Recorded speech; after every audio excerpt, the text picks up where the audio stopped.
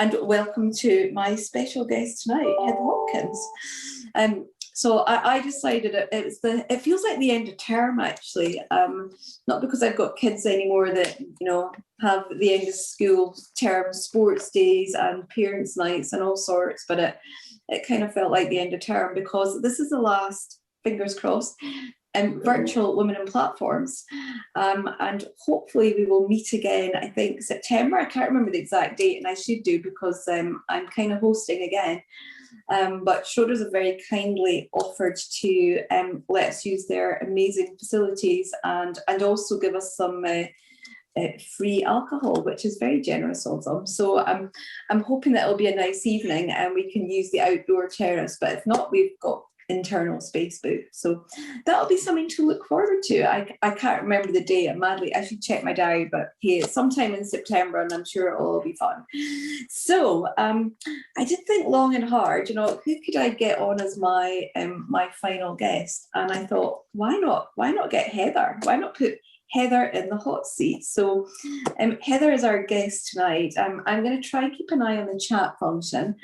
But I'm more than happy for people just to wave at me as well, because I'm not the best sometimes at multitasking. But in true Women in Platforms fashion, I'm just going to start with a few questions of my own, because, hey, I'm the host and I can. And I have to say, this is one that we haven't prepared earlier, other than, unlike some of the guests where we often have a little call and a little chat, Heather and I haven't prepared much tonight. That's not to say we're not prepared, though. I did send her a list of questions, so she kind of knows where I'm going to come from on this one. And anyway, part of the fun is not being prepared, right? And making sure that, because I'm always a big fan of, this is not our call, it's your call, so it's our call. And it's about making sure we all have an opportunity to ask questions. But I just thought, it might be an opportunity for us to find out a little bit more about Heather, how she ended up in financial services, what's her background, where she's been, what are some of the challenges of starting up a new business, why did she take that route? But also, as many of us are aware, Heather's been doing loads of research in the industry. She's been you've been a busy team, well, I say, Heather, over lockdown. And for me, some of the things even that we've been involved in is your ESG Tracker, but also you've done loads in the tech space, looking at what's going on out there, obviously platforms. So I think one of the things I'd like to talk a little bit about is also some of the research you've done and some of the key findings and what's interesting for you, what you're specifically seeing. And we might ask you about some future predictions as well. But I'm keen to, to enable everybody to have a conversations tonight and make sure we can ask lots of questions. So let's start at the beginning. How did you end up in financial services? What's the story, Heather? So it's a bit of a roundabout route, probably like everyone else. And I think Gillian didn't say that when she asked me if I'd be her guest, I laughed out loud. And no one else would do it, so I guess I was stuck with it. So I'm getting an echo. Is anyone else getting an echo? Is that from me? No one else is getting one. Okay, it's just me. Oh, it's gone now. So how I got into financial services. So I think I mentioned on a call a couple of weeks ago that I wanted to be Prime Minister of Canada. So I was working for I was working for an MP after university and then in politics, and I planned to go to law school at Laval because then I would speak French properly and be a lawyer. And like every prime minister in Canada, it's kind of like Oxford, Cambridge, like everybody goes to, not anymore, but they used to, a lot of them went to Laval for to study law. And so I was planning to do that. And then I talked to this this woman at a fundraising event who was a lawyer, and she was like, oh man, don't become a lawyer. It's a disaster if you want to have kids, because as soon as you get close to becoming partner, that's when you have kids and you fall off partner track. What you should go do is work in financial services. And I mean, it's one of these examples of you make a decision. I think, who's the woman that wrote Lean In? Sheryl Sandberg. She talks about this, that we make decisions because of what we think we're going to want to do in the future. And that decision not to go to law school was just so stupid. I mean, it doesn't matter now, but it's just one of those examples of just, it was probably the right decision, but for the wrong reasons. Anyway, so she said, go into business. So I found a job with a market research company because I'd fallen in love with market research. I was on the with Jean Charest, I was his national youth campaign coordinator, and I got to sit in the rooms during political debates with real voters with these dials. And I mean, now you'd have it on your iPhone, but they actually had these big dials in front of them. And if they liked what people were saying, they turned the dial one way, and if they didn't like it, they turned the other way. And I started working with the pollster for the party, and absolutely loved market research. So I joined this firm in Toronto in financial services market research because I decided that's what I wanted to do, and then went with them to Boston, and then I left financial services, thought I'd never come back, went to an internet startup when we moved to London, and then after we went to Japan and came back to London, I got tapped on the shoulder to run Platform when I thought a platform was like Amazon, Google, because I worked in tech, not in financial services. And for those of you who knew me in my early days at Platform, you'll know I didn't know what a platform was. So, and then I was back, and I love it. And the thing I really like about financial services, and I thought I wouldn't go back to it, but after working in internet marketing and in a big data firm, the thing that I found really appealing when I started talking to some of Platform's customers, when I was helping them to find a replacement for Holly, was the depth of expertise that people have in this industry, and it's real knowledge. And they're trying to, most people, not everyone, I think we all know that, but most people are trying to do the right thing for the right reasons. And I found that really appealing, especially after spending 10 years helping people figure out how to sell more online, and like speaking at gambling conferences and helping airlines figure out how to sell more tickets online and stuff, and just game the Google system. And I just found that there was more meaning in financial services, and the people who really knew stuff for a really good reason. And I love it, actually, which a lot of my friends think is really crazy because they think I should run like a yoga retreat or something. but I do love financial services.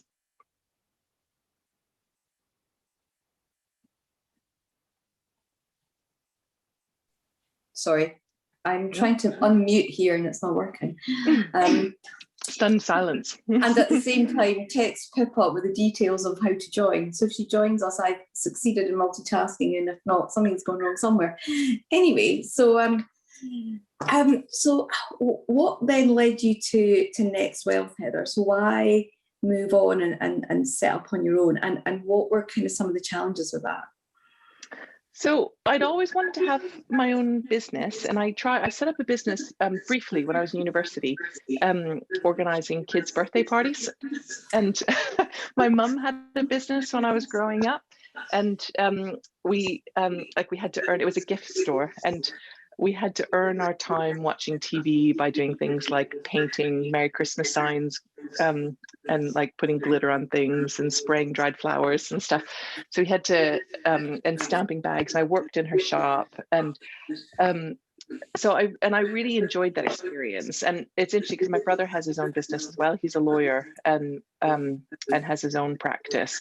And I think the two of us, seeing the experience of my parents, my mother was never hugely financially successful, but she had a lot of control over her destiny, whereas my dad loved his job, but he worked for Nortel, and it's a well-known story. He just was, the company went bankrupt, and he was just out on his tail, and he had no control over his destiny. And I think my brother and I, just sort of observing the experience of the two, I think both of us decided to go the path of entrepreneur. So when I left Platform, I didn't think Platform fit well within a media company. I thought it was a really, really good business, but it didn't necessarily fit within the media company. But I loved what they were doing, and I still love what they do. But I felt like that kind of business fits really well outside on its own. And it seemed to me that there was a gap in the market to do more work on the financial advice market and understand what's happening with financial advice businesses. And because there was no one really squarely focused on that. There was a lot of people focused on platforms or some of the different players in the market, but nobody really focused on what was happening with advisors. And so set up NextWealth to focus on that and have a go at it, basically. Sorry, I'm the one that's causing the echo here, so I'll try and keep unmuting. My iPad is severely misbehaving though. Anyway, so so how many? So 2 years now, I think. Heather, is it 3 years? 3 years, yeah. 3 years. So tell us what's been the biggest challenge? The biggest surprise to me is how conservative I am, because I think of myself as being quite a risk taker, but it's really different when it's risk that affects other people. And I've been surprised at how I've behaved differently than I might have thought. I thought I'd just take a punt on it. I thought I'm really, really, really conservative about hiring, spending, taking cash out of the business, paying myself, as my directors will tell you. I just rather leave the cash in the bank because you just never know. And so that's really surprising. I think I should probably reflect on these things more. I think other people are surprised at how I find it quite easy. I don't think it's that hard to get customers. It is, but it isn't. I mean, if you just dedicate time and you try and you work at it, people are really willing to give small businesses a go. And it's an industry dominated by some really, really big brands, but they seem to like to work with small businesses. And I think that's something that people expect to be difficult, but I've never found it that difficult. And it's not that I'm the best salesperson, I have the best product. I definitely don't. But if I dedicate the time to go out and talk to people, then I can usually find revenue and find customers, and people are always willing to have a conversation. In fact, I sometimes have the opposite problem, that everybody wants to have coffee, and it's drawing that line of, and I find that really tough actually, because if somebody wants to have a coffee, I'm like, I can't say no. But the number of people I've said that they want to take me out for lunch to pick my brains about white label platforms, who work for massive, massive organizations. And I'm like, I can't spend 2 hours at lunch with you telling you everything I know, because that's my business. And it's, I find that really, really tough. Yeah, I mean, I have to say the bit about supporting other people, I think, as you talked about, and that the pressures of that I can get. I mean, as somebody who set up a very small business and worked for myself for a while, as many people know, and people always said, why don't you grow that business? And I think I really struggled with the feast and famine of feeding myself and the family, and then the thought of having to worry about paying somebody else's mortgage or being responsible for it, if that makes sense, was a real challenge for me to get my head around in terms of responsibilities. So, fair play in terms of taking on people and growing the business. What's your kind of aspirations for the business longer term? So when I set up the business, Clive made me think about what I wanted the business to look like in 10 years. And he's like, it's crazy to think 10 years, but you need to think about, what might it look like? And it's not actually changed very much. So probably about 10 people in a little office in London. And the most important thing to me is that we're seen as adding value, as offering something useful, as making a valuable contribution, and seen as knowing something. And that probably, displays some sort of insecurity, but I do want to make sure that we're seen as being expert on something and actually knowing something about something that's useful.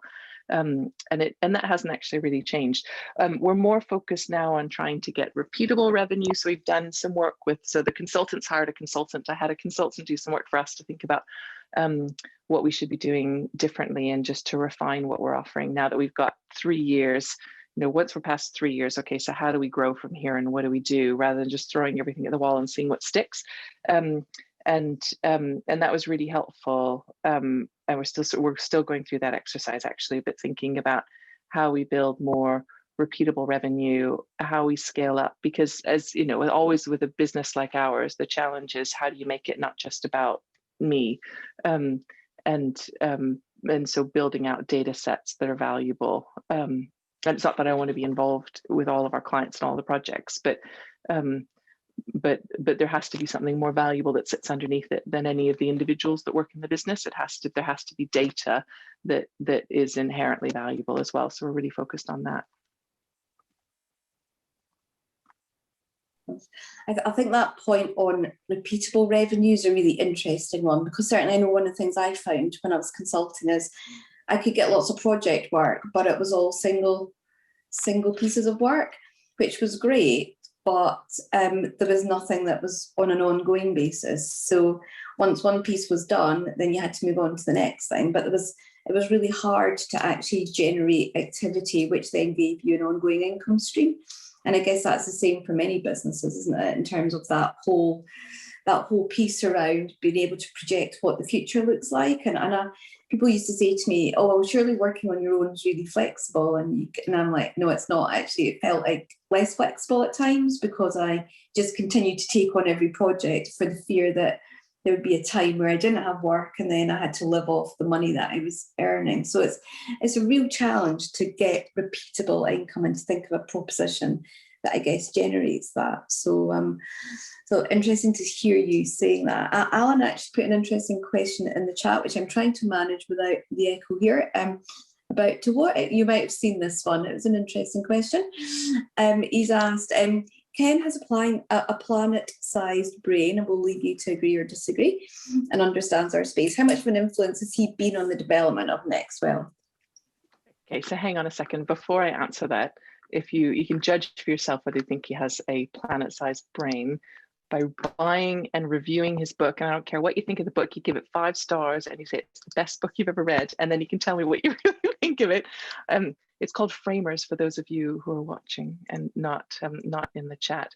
Okay, there's a link to it, so you can all buy it now. And so how much of an influence has Ken had on the business? So yeah, a huge amount. The 3 people I go to most for advice are Clive, Peter, and Ken. So Ken's a journalist and writes for The Economist. And the thing that's oh, thanks, Alan. I'll tell Ken, he'll be delighted. So Ken's my husband, Ruth. Ken QK, he works for The Economist.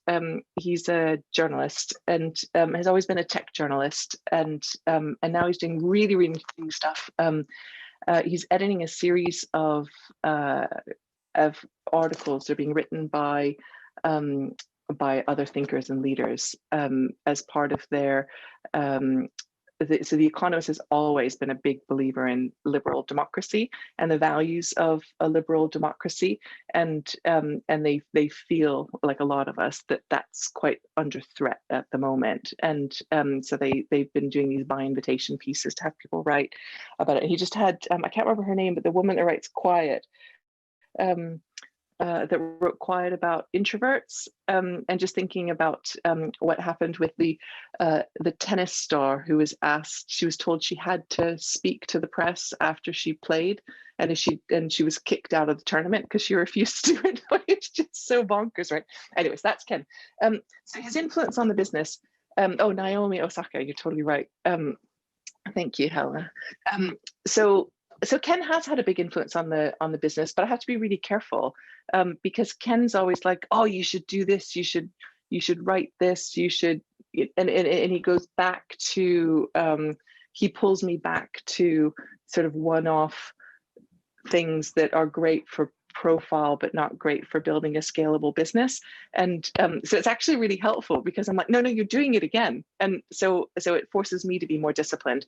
But he's from the beginning, and he challenges me on this regularly. He asked me a couple of days ago about what the data set is, because I mean, the company, we all have companies that we look back and we're like, oh, that was the best time of my career, right? And mine was Hitwise. And the thing that was really fun about Hitwise is we had this amazing, so we were getting anonymized internet data every morning. I would get what 8.5 million people in the UK did online the day before. I was all on anonymized and aggregated, but I could see what people are searching for, everything, and what sites they were visiting after they searched for it, with clickstream traffic, everything. It was incredible.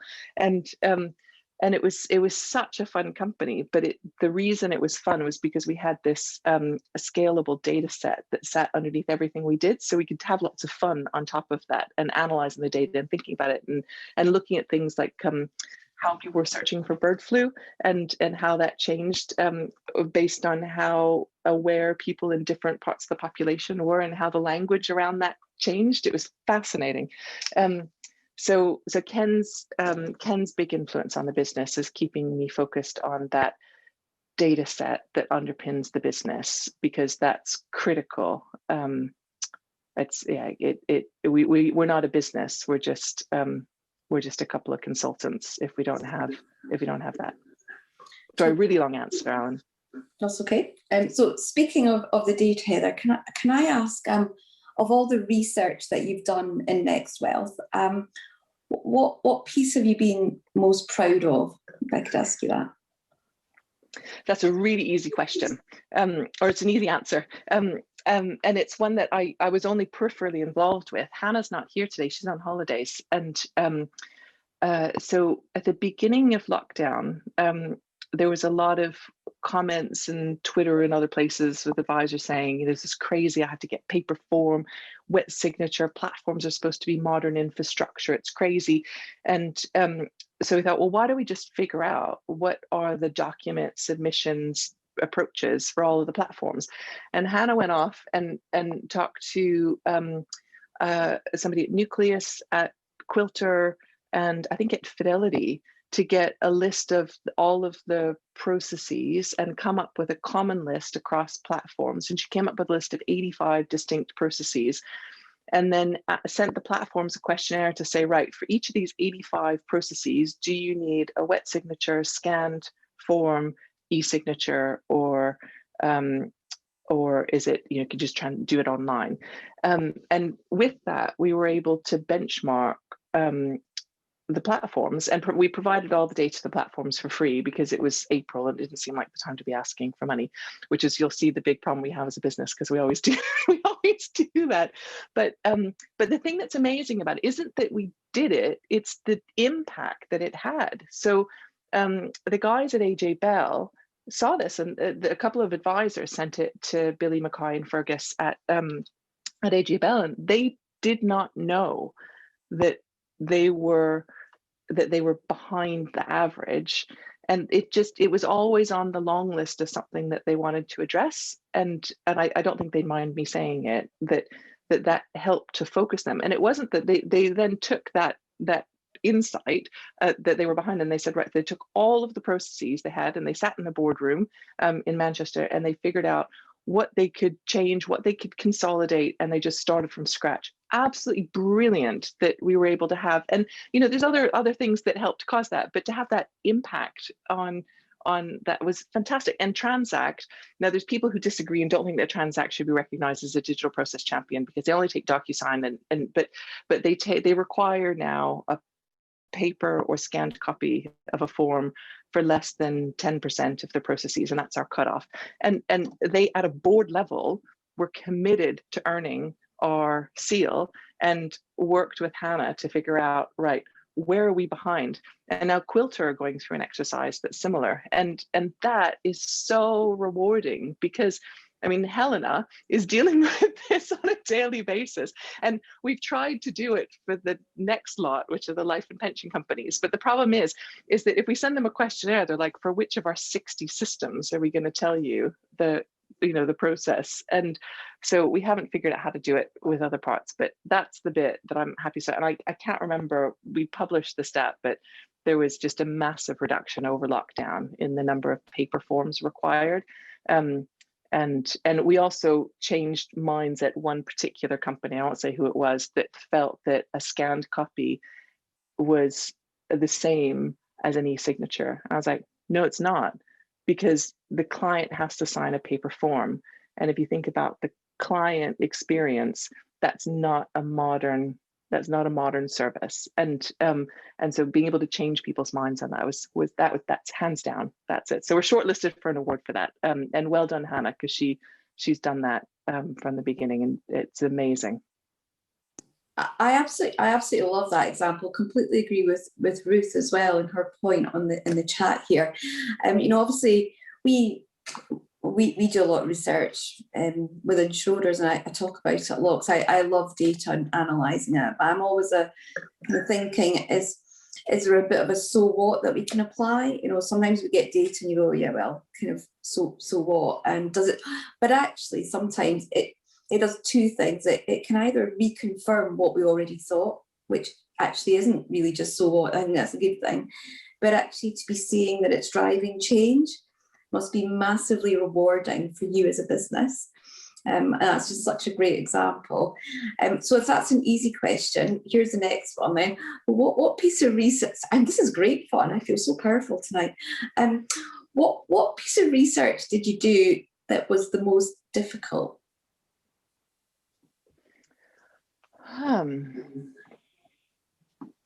Or challenging? So my daughter's just asked me a question. I'm on platforms. Do you mind asking your daughter? Is that okay? Thank you. That was so nice. Just in case you So think I'm nice sending like a little child away to say, I'm too busy. I'm not. She's 13. She's fine. She's fine. She's fine. Sorry, what was the most difficult? Yeah. Be a good way to avoid that question. Yeah, I was just going to say, that's called the delay tactic. Charlotte, come back. Normally you say, that's a really interesting question. Well, as a sword, whilst your wee feet are going, God, that's a really hard question. Gosh, I'm trying to think. So I'm going to give a bit of a fudge.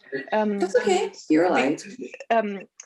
Because it's something. So we have twice.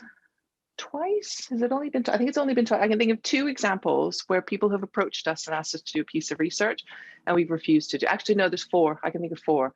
There's 4 times people have come to us and say, "Will you do this for us?" And we've said no, because we think they're trying to lead us to a conclusion, and so there's well, we just won't take that, and I won't tell them I'm not doing it because, and now I'll probably get caught anyway. I just tell them, you know, we can't right now, because we do have times where we can't do work. So it's not always that mean, but I've tried to avoid that, because I've had that experience of having to work on a project and the clients really pushing for a particular angle. And we just don't have that problem. I mean, we do a piece of research. So at the beginning, we talked about recurring revenue. And my first 3 customers were Bravura, Fidelity Funds Network, and Sandringham. And Fidelity has kept doing work with us the whole way through. And so even though it was started as a one-off, it's a relationship that's continued and is really important to us. And same with Bravura. And Sandringham, it wasn't meant to be repeated, so it's not to say anything against them, but we've been really, really picky, and I'll usually approach people to say, so we do a piece of work with Richard Parkin on retirement advice, and we approached Aegon to ask them if they would support it as a sponsor when we repeated it for the 2nd year, because we knew they were the type of firm that wouldn't try and tell us you have to try and show that our, you know, multi-asset product is the best in the market. So I think I've been able to avoid having those nightmare situations. Okay, so I'm going to pick up, I have got some more, but I'm going to pick up one from Ruth, who's put in the chat and asked, how do you predict or decide what the next big thing is? It's a great question, I think. It's really good, yeah. I don't know that I do predict what the next big thing is. It's really kind of you to suggest I do, but I don't know that I do. I just try and listen. And find the signal in the noise. So I mean, you talked earlier about, Ruth, about your podcast and what a privileged position it is to be able to do that.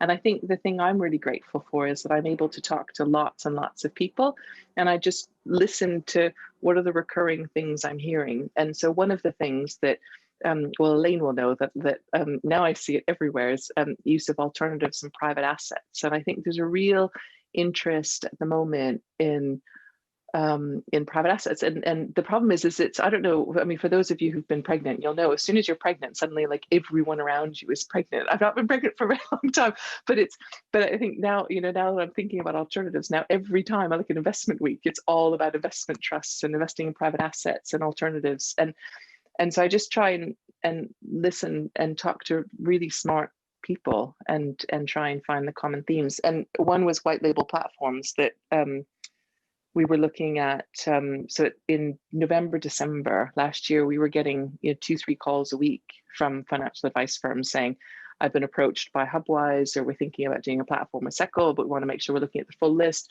Do you have a list of all of the people that we should be looking at? And it was just such a drumbeat theme of people talking about it that we decided to do a piece of work on it. Yeah, but I think I probably missed some of the really big things, unfortunately. Okay, good. Thank you for that. I'm really enjoying these hard questions. Can I ask you now about some of the areas that you specifically researched in the last year? So can we look at ESG, because clearly that's been a great big topic in the market, hasn't it? And you've done the ESG Tracker, which some of us probably on this call are involved in. Do you want to talk a little bit about why did you start that, and what do you think are some of the key themes that are coming out that are really interesting? So yeah, so thank you, because Bailey Gifford, Fidelity, Schroders, I think that's everyone on the call that spotted it. Thank you. I didn't actually want to do that report. Clive wanted to do a report on ESG investing, and I try to avoid topics that I think are well covered, and I thought that was getting a lot of attention, and it was really well covered. And so I didn't see what we could do that would be adding to the conversation. And Clive convinced me that nobody was looking at it from the financial advisor's perspective. It was being looked at from a product perspective. It was being looked at from a consumer demand, or trying to measure consumer demand, but nobody was looking at it from financial advisor view. And I think he was right, actually. And so we partnered on that research, and I'm really glad that we did, because it was a really commercially successful project. So that was really good. And also I think it's real. I think the data is accurate in it. So we do a report with the PFS every autumn. So we publish it in September, October, and so we were able to survey their members. And in 2019, before we did the ESG report, we'd asked question. Julie Best, who works with us, had suggested that we ask that one. And so we had a benchmark, so we were able to update that. And I think we found that it was 15% of client assets was the estimate is in ESG, ethical impact, or sustainable funds or solutions. And I think that's about right. And I think it's a helpful reminder that there's interest and there's appetite, and it's growing. But some of the consumer studies suggest that this is all that customers want. And I think that we were able to remind people that actually financial security and is more paramount. And also just some of the complexities around data and the gaps in reporting. And I think it's really tough for financial advisors on this topic, because I remember talking to an advisor, it's probably in March when we were doing the update to the report, who, client had wanted an ESG integrated portfolio, is anything specific, but just, the sort of do no harm thing, and was put into ESG integrated. It wasn't, and it's ESG badged, but it wasn't impact fund or anything. And then the client started looking at the holdings and got really uncomfortable and started asking questions about holdings in Facebook. And I'm not sure about, Mark Zuckerberg, and about treatment of staff, and about use of data, and it's really hard, because you have to have, I talked about how I have to have a scalable business. Financial advisors do too, and you can't manage individual bespoke portfolios for all of your clients, and it's not the right thing for them, because the cost of doing that for most clients just doesn't warrant what they want. And I think it's really difficult to have those conversations sometimes. But Helen and Ruth would know more about that than me. I don't know if either of you want to comment on that. I actually think Helena's put a comment. Helena, do you want to come in on this one? You put a comment in the chat. Yeah, I wonder if you find from speaking to advisors that they're not confident enough to bring up the limitations of ESG, because it seems, you know, it's almost as I say fantasy lightly, so just bear with me. What I mean is, like, you want to create this perfect portfolio for the client, but the reality is it doesn't exist in that shape, because you'll always have crossover or things that you can't fully exclude. So is it the fact that we're just not very good at highlighting the limitations of what we can properly offer clients without limiting their other goals? It's about compromise, isn't it? Yeah. And one of the reasons we did consumer research as part of our first ESG study was to try and understand, you know, how aware people were of those limitations, to try and help advisors to be more comfortable, because you're right, that definitely does come up. And people did the focus groups were fantastic, because they were talking about the concerns about diversification, and you know, they wanted to do something, but they didn't want to have a portfolio that was too narrowly invested because the risk that they'd be taking, and then also that you know, they also were looking at clean energy as an investment opportunity. And I think that's a really powerful story too. It's there's not just about the doing no harm, there's also investment opportunity that some people see. But yeah, no, I do hear that. Not too much. And there's also, I think the other thing that's really interesting is that financial advisors will tend to work with people who are a little bit like them. And in terms of their sort of world outlook, and I think that's another really important consideration, that it's not, there's no right answer, and actually each financial advisor's own approach. It's important to ask the questions, of course, but it was a conversation with Nick Lincoln that Clive actually had that I thought was really, really good. And he said, you know, none of my clients are interested, something like that. I'm paraphrasing. And but you know, they wouldn't be, because if they were, I wouldn't be their advisor. And I think that's an important. It still should be asked, right? But it's just a bit of a reality check, I guess. Sorry, I'm hedging and going on and on. Well, that's all. I mean, I think one of the things that we like about the tracker is it's a tracker, yeah. And in terms of ongoing research, so what are the themes and the trends, and we can start to see that coming through. But I mean, I think you're right. Certainly, the conversations that I have with advisors, we still have challenges in terms of how we explain all of this to clients, and certainly in terms of some of the compromises. We, as a bit, I guess, trying to just be a bit, not controversial, but we try to explain some of the holdings. And when we talked about the fact that we hold Greggs in one of the portfolios, it became a really interesting talking point about why on earth would you hold Greggs, because surely that just sells fatty food and it's not very good. And then when we had to talk through the whole ESG piece and how the scoring's done, it was a really interesting conversation. That's for a whole other evening. But I certainly love the tracker that you've done. I think you've done some great work in the market on this stuff. If we could move on, and we can open up a bit further, I will continue to take questions as I see them coming in. But Helena also asked about what you think the biggest tech gap is in our world at the moment. I think that means our world as opposed to our world, if you know what I mean. So I think it's kind of the basics, right? It's I think there's so if I think about tech for supporting advisor firms as being, there's the financial planning tech like cash flow modeling and onboarding and you know, scenario analysis and that stuff that supports financial planning, and there's client engagement tech that sometimes there's an overlap between those, because there will be a portal that allows them to access one of those things, and then there's the techs to support the back office and the admin of a business. And I think it's that last bit where the biggest issues exist, and I don't see any easy quick fixes on that, and there's there's a few reasons for that.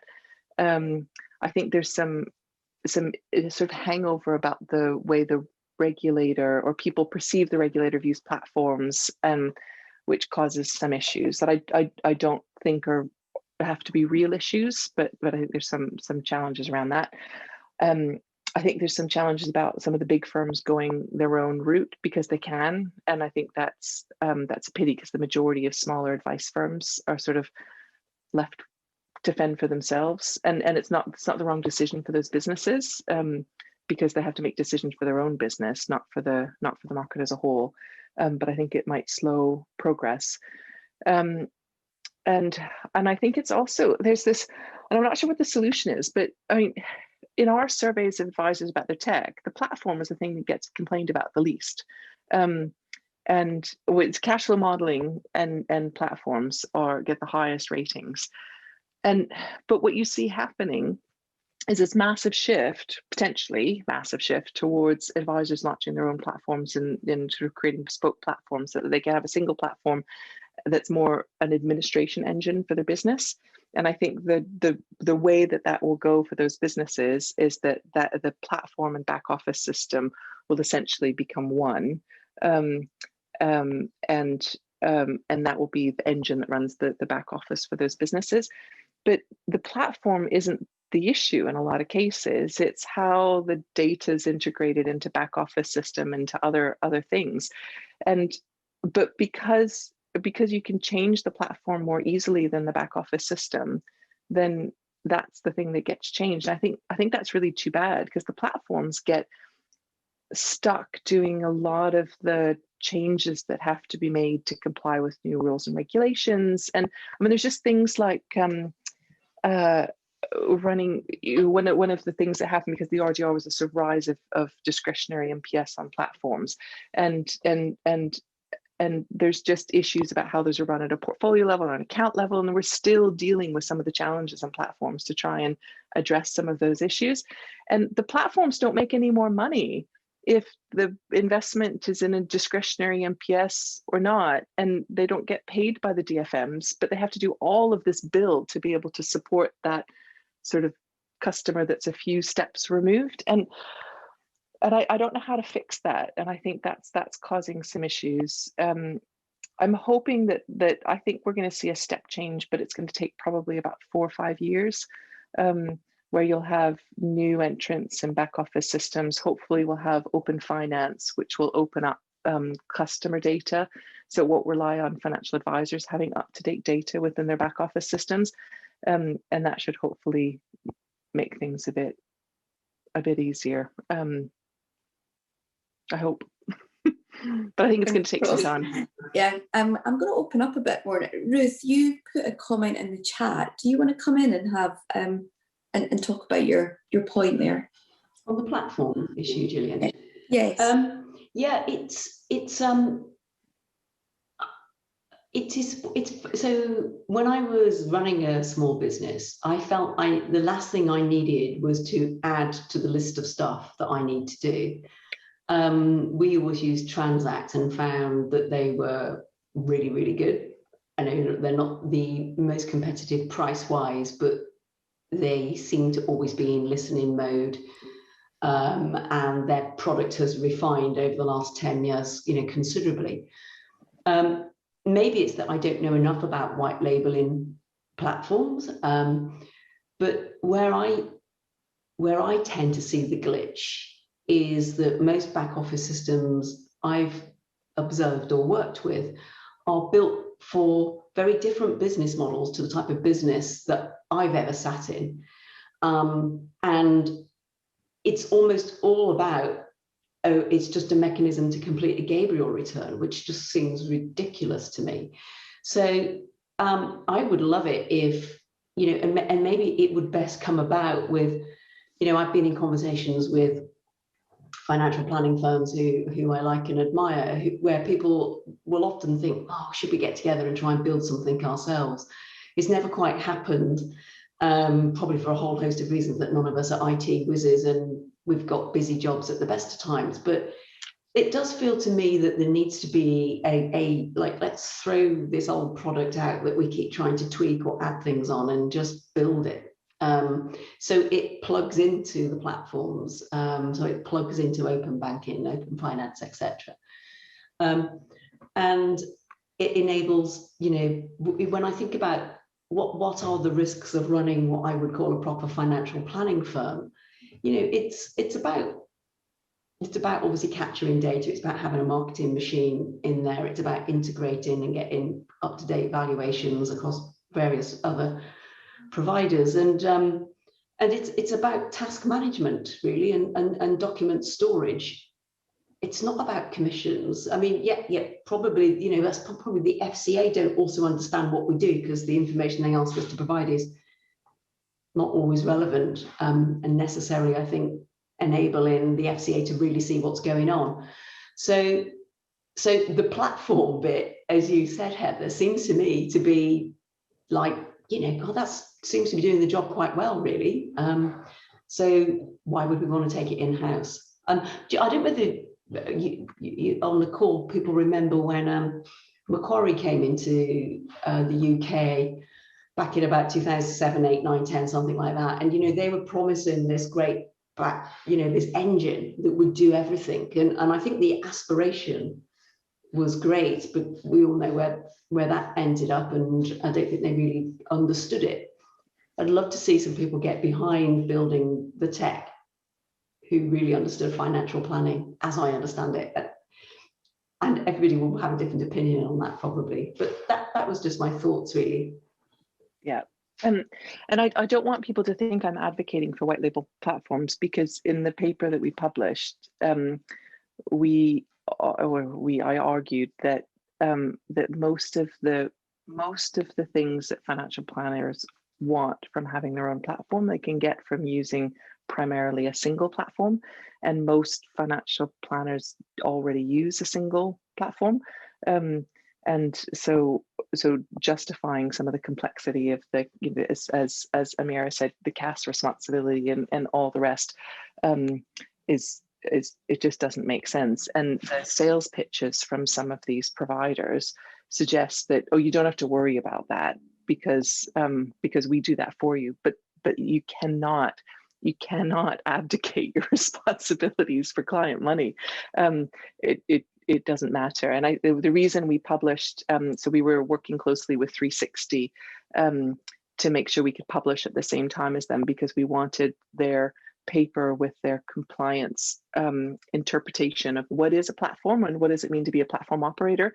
The regulators really cracked down on the appointed rep model for platform, which I think is really good. And it's not just about profitability, I will say, though, because it is partly about client data and understanding and having access to the full transaction level data, and to be able to then build tools off of that to deliver a different client experience. And I think because the back office system doesn't exist to be able to support that, people are starting with the platform, and then we'll build the tools on to that because it exists. But there are firms looking at it, and that's why I think in 4 or 5 years we'll hopefully have platform plus back office system with a CRM will be what most financial advice firms will be able to use, and there'll be goals-based planning, not, as you say, just commission reconciliation and Gabriel reporting, which is bonkers, and you pay a lot of money to these people. One last thing on this, sorry, Gillian. Intelliflo's market share continues to rise as their user reviews continue to decrease. We've been tracking this for 3 years, and that is indicative of a broken market. And this is why Intelliflo probably aren't customers of NextWealth, because we keep saying this, but there's something not functioning there. And so there's room for an entrant, but it's really hard to get people to change back office system. Your comment there has raised a number of comments in the chat, but Helena and I obviously think along the same lines, and I'd written down the L word as well, legacy. What's your thoughts on that, Heather? Legacy is there for a reason, right? We can't get rid of it. What's your thoughts on what the future might look like for how that's addressed, if you have any? So, well, open finance should help because you can't. No one's going to come to the table willingly, and so a lot of the legacy product issues I think will be addressed by open finance, I hope, and they're really looking at that carefully and making sure that some of the mistakes that were done with open banking, or the perceived mistakes that were made with open banking, don't apply. But even though I think open banking was a pretty good implementation, but sort of learning on that from that experience and improving on it. And Sam could probably talk more about that than me. So I think that's one thing that will help. And also it just sort of runs its course too. I mean, if you look at the data from the FCA about the proportion of income from commission to financial advice firms, it just decreases steadily over time. And so it's not a great answer, but the problem will go away eventually. I think some of the stuff that Anthony Billis is doing with the blacklist of providers is interesting. We'd love to help on an initiative to try and expose bad practices and report that to the regulator, because I think there's some issues about customers not being treated fairly. So if we can help on that, we'd love to. I'm just actually going to ask you about the regulator, because it's come up a few times. And I mean, obviously I work in a slightly different sphere these days, but certainly in my early platform days, one of the biggest challenges was we always felt that the regulator didn't really understand platforms or what they were for or where they fitted in. Do you think that's moved forward in any way, shape or form? And this is clearly, Chatham House rules and off the record. Well, it's not, because it's being recorded, but well, we can edit this bit out, right? We can edit this out. No, and I don't mind being perfectly honest, because I don't run a regulated business. So I think the regulators really focus on a different part of the market. They're not focused on particularly the customers of financial planners, and they're focused on credit lending and a different issues, and probably rightly so. And so I think it's going to be hard to get much focus on any significant change for our part of the market. So I think we need to find our own solutions, essentially. I think that the regulator's definition of a platform, I think the commingling of D2C platforms and advisor platforms creates a lot of issues. So that's one thing. Forcing advisors to, which they don't, but a few years ago, sort of saying that no one platform would be suitable for all customers, and you have to make that choice individually to customers. That's just silly, I think, because it's fairly commoditized what's offered. Not entirely. There will always be exceptions, and it's not that you can put all your customers in one place. I'm not saying that, even though Rory Percival, I think, thinks I say that. I don't say that. So there are problems there. I'm hoping, what I'd really like to see the regulator do, the change I'd like to see is ridiculous, but I'd like to see a change in tone, because it drives me up the wall when I hear people from the regulator talking in such derogatory tones about financial advisors, and it really winds me up. And I've been in a lot of Chatham House rooms where there's lots of talk about financial advisors that just doesn't represent what I see and what I live day to day. Doesn't at all. And the complaints data from the FCA, Keith Richards has talked a lot about this. It just doesn't add up. Yeah, we're 3 minutes to go, everybody. I've got one last question, unless anybody's got a burning one. I know, Heather, you're a big reader. And I want to ask you, what's the best business book that you've read recently? Because we're all about to go on summer holiday, aren't we? Probably not abroad, but what do you recommend we read over the summer? Framers. Not obviously. Yeah. So, gosh. Well, I definitely read nonfiction actually over the summer. Netflix guy, what's his name? Oh shoot. What's the guy that founded Netflix, or that runs now? Who's the CEO of Netflix?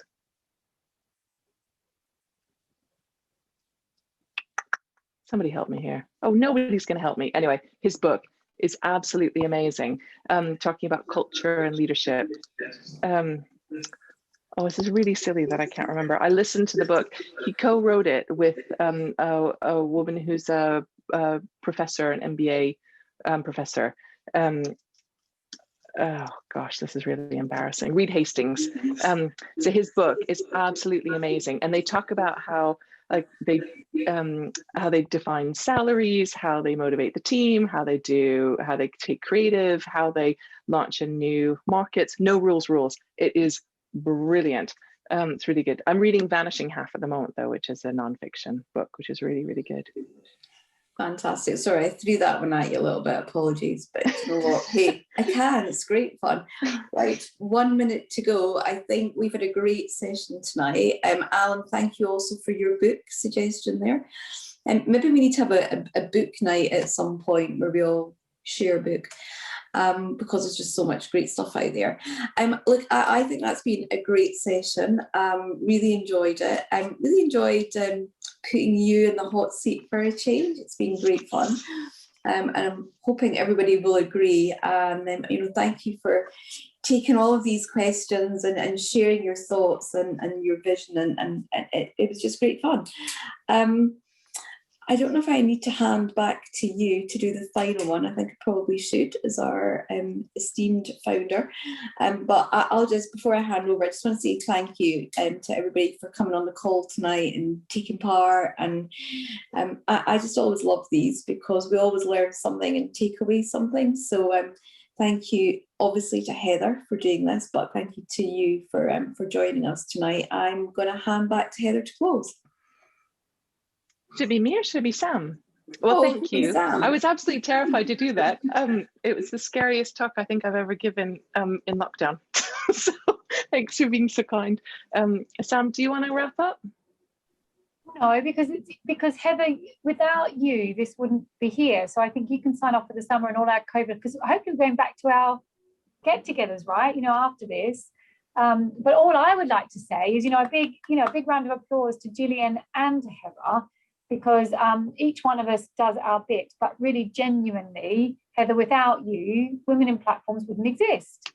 And I still remember, can I just say one lovely thing about Heather that I can still remember from, do you remember when she just first arrived, and do you remember Holly left Centaur and, it was sold to Centaur, do you remember? And Heather came in. I can still remember thinking, when I hadn't met Heather, didn't know who it was, that whoever took over from Holly had no hope, right? I just thought, this is a disaster job. Like, who in their right mind wants to step into those shoes, right? It's not possible, right? So Heather arrives.